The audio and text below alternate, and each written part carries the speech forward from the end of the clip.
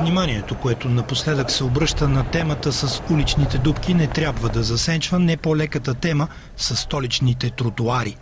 Дори да сте заклет шофьор, денят ви неизменно започва и завършва в досек с базалтовите плочки.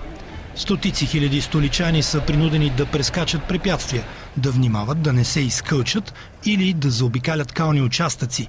София не се радва на равни и чисти тротоари. Инженер Мартин Младенов е гражданин на Чешката република.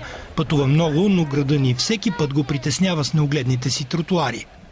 Носят ме, защото са криви, има дупки по тях, локви, мръсотия, пръскат вода.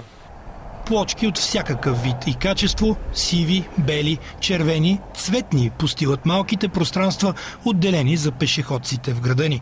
Отделно остават и местата, на които вече на практика отсъства настилка на тротоара. Такава е ситуацията по столичните булеварди с плочките.